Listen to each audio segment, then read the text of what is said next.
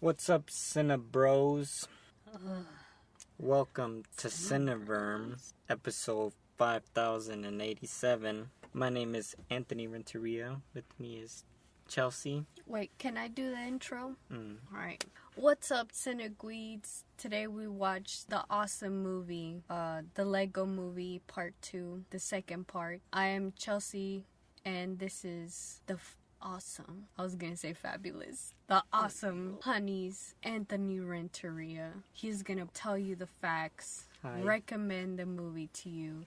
Yes. If you deserve to watch this movie, Yeah. which is everyone deserves to enjoy a good movie, go watch this movie. I agree.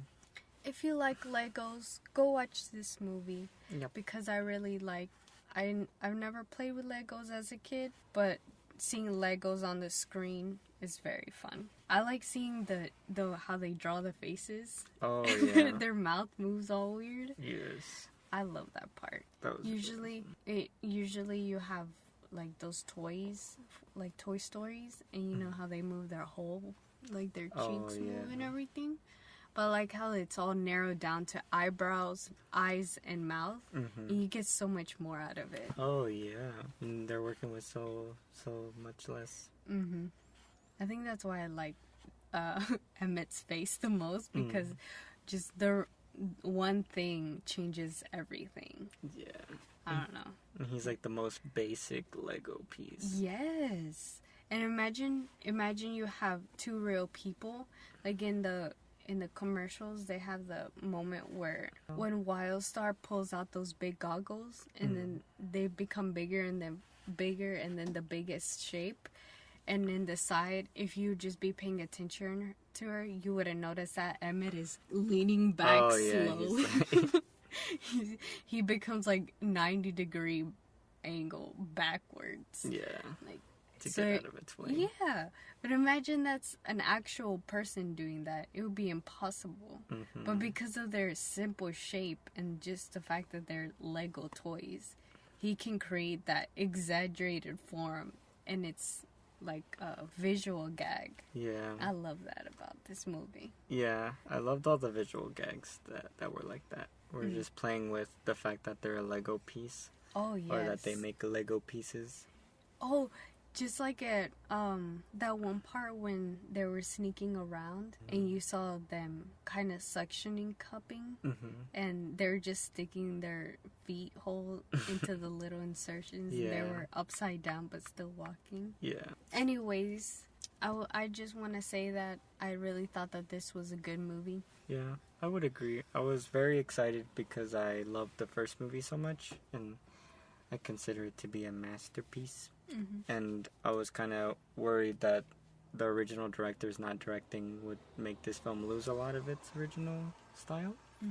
But a lot of its style was still there. There is still a lot of things I didn't like from this movie. I thought the editing was a little messy, like the structure of the whole story. It felt like the story was maybe too big for the movie to tell. Because there's a lot of parts where the movie kind of just jumps and skips to the next scene. And it doesn't really feel very cohesive. And sometimes it's very jarring. And it just kind of gets you out of the mood of the movie or whatever. That's like the main thing I didn't like. And then there's also there's a lot more jokes in this one. Where in the first one, they had a lot of jokes, but they were more character-centered jokes, where this movie... references. Yeah, it has a lot of references and, like, pop culture things. I feel like most of the leverage of the joke is mostly on you already knowing the backstory of whatever character they're saying. Like the Velma, like Jinkies, like that was very well known, but the other parts where it kind of falls flat if you don't know anything about those characters. Yeah. Like the Green Lantern guy. For some reason, he was always... For me, I never knew anything about Green Lantern, and I didn't know he was a lesser superhero, or at least that's what I think they made him seem like. But for me, just like, damn, these guys are bullying the Green Lantern. Oh, yeah. You know? Because I don't know anything about him. Yeah, there was a lot of jokes that were like that, where it's a reference to a character. Or that guy who was in the air ducts. Oh, Bruce Willis. Like, I don't know who Bruce Willis is. He was in Glass, the bald guy. Oh. But yeah, and I think that was a reference to Die Hard, because I think I he's don't in know Mayor Die Lex and Hard Die Hard. either. Anyways, yeah, I think all those jokes could have been cut because it was just a little too much. And those jokes are the kinds of jokes that over time they become less and less funny because those people will slowly become irrelevant, or the thing you're making fun of becomes dated. So you don't think this movie will age well? Not as well as the first one. The one thing I really did like about this film that's very different from the first film is that it has a lot more songs, and it's like halfway there to a musical. Oh, There's yes. like 3 big full-blown musical parts. Yeah. And they're so awesome. I actually kind of wish they would have just made the whole movie a musical and said, like, fuck it. Like, we can't beat the first movie, so let's just make an entirely different kind of movie. And I think that would have been so awesome. And that would have been so cool if, like, the movie started. It's like, attention, viewers, this movie is now a musical. I'll be like, what? And then it would have started, everything is awesome. But yeah, all the songs were great. The end credits is like a very interesting end credits. These guys, the people who wrote this movie, all their movies have such interesting end credits. Like the end of the Spider-Verse movie had such an interesting credit sequence where you just have to watch it. The first Lego movie had the same thing. 22 Jump Street had the same thing. Yes. I love their end credits. It's kind of a continuation of the story. Yeah, and it just makes you feel like you can linger around and just enjoy that the movie's like an epilogue. And there's a song at the end of the credits that was really funny by The Lonely Island that you should stay and listen to. They reference an iconic band. I don't think I've ever listened to a full CD of theirs, but I know who they are. Oh yeah, they reference my second favorite band of all time. Go to the spoilers to know what it is. Yeah, I feel like the film has a really interesting idea and theme, but it seems as if it got lost a lot during the way, and it was all the messiness kind of made the whole theme of the story kind of lose a little bit of its impact. But it was still a very cool message and a very heartwarming message. I really liked all that stuff. So there was a lot more stuff that I liked than the negative stuff. So I still think it's a really great movie, and I would give it an 8 out of 10. Who would you recommend this movie to? I would recommend it to everyone who liked the first Lego movie. I think you would still like it, but not as much. If you like Legos, if you like kids movies, all kids movies, if you like animated movies, if you like stop motion. Oh, that's the other thing. I don't know for sure if this movie was animated different, but it felt like the stop motion, well, in the first movie it felt really stop motion-y, and it was like choppy frame rate. This movie felt way more cleaner, almost like the Lego Batman movie, which I didn't really like. I don't know if they changed their process up or something happened, or if it's just the CGI improved, but it didn't feel as snappy as the first movie, which is something I really loved. I think I would recommend it generally to anyone who likes kids movies. I think it is a fun kids movie. Family friendly, funny. If you've liked any of the Lego movies, then I think it is definitely worth watching. If you like Cloudy with a Chance of Meatballs. Oh yeah, if you like Cloudy with a Chance of Meatballs, and for some reason I want to say if you like the last Star Wars movie, you will like this. The Solo movie? Sometimes I imagine how it would be to make your own version of the Lego movie, how people would take it to their own universe, and how even though you already got the core concept of what those characters stand for, how people would turn them into their own story, make them do their own things, which is kind of like how little kids play with the Legos. Oh yeah, like one day they could be having a bad day, and in their back of their mind they're always gonna have one character who's gonna show redemption, and there's one who's always gonna be the evil one, the one who's always crunchy, or the one who's always trying to crack yolks and make everyone laugh. And then you kind of don't get to see part 2, part 3, or even part 4 of a lot of movies because it's not really profitable. And I think that's the part where I like to think of, I wonder what happens next. Maybe that's why I'm so excited about the How to Train Your Dragon 3, because I've thought about what else could happen, but I'm not good at coming up with stories, and just seeing what these professionals came up with is gosh, where's the story going? Have you ever felt like you could have made it better? This movie? Well, like any movie where you imagined what would happen next. No, not really, because I'm not really good at coming up with stories. Ooh, except for the Cars. Cars?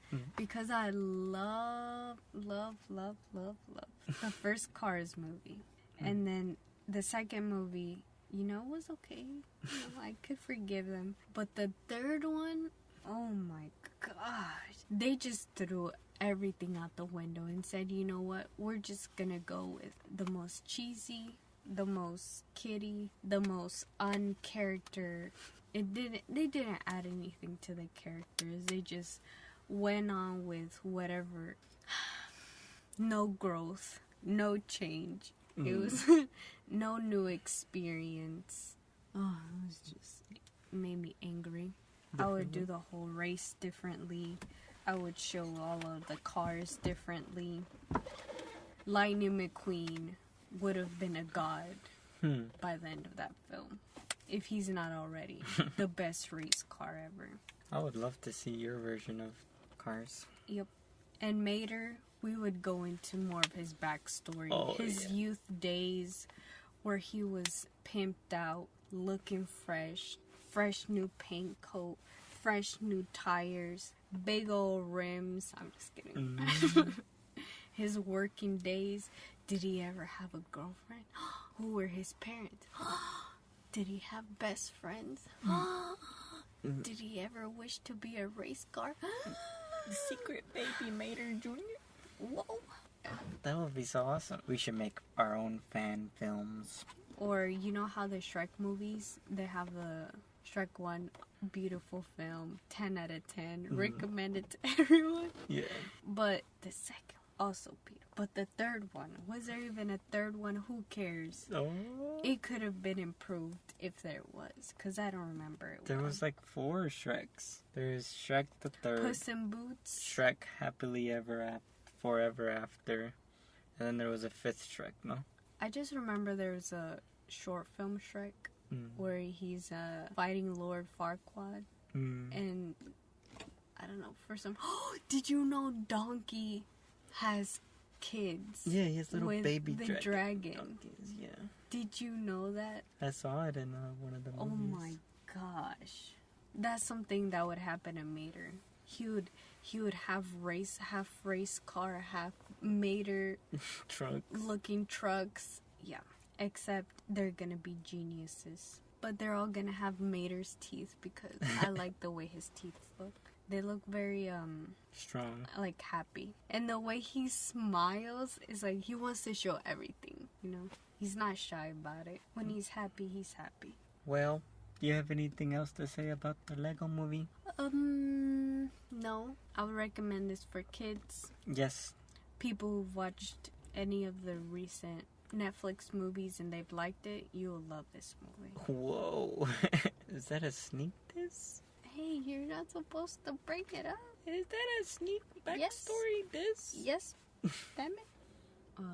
If you like pina coladas, I'm getting gone in the rain. If you're not really into yoga, and you have half a brain. If you like making love at midnight. Do you know the rest of the song? And you have half a brain. You already said that part. Oh. I don't know anymore. What's next? I don't know. I forgot about it. I used to know the whole song. Alright. Well, thanks for listening to our review of the Lego movie. Yes. I'm a little tired, so sorry for the lack of energy. Had a busy week. No excuses. I was very tired. Low-key disappointed. I thought I was going to give this movie a 10 out of 10. But thanks for listening. Send us some emails. At Cineverm, right? At yahoo.com. Cineverm at yahoo.com. Make sure you let us know if you like this movie or not. Why you liked it, why you didn't like it. What was your favorite line? Ooh, what's your favorite line of the movie? Alright, we're skipping that. Make sure you tell us in the email I don't know. What's your favorite? We'll put it in. I don't know. That's why I skipped it because I didn't even. What? Yep. That's the best line.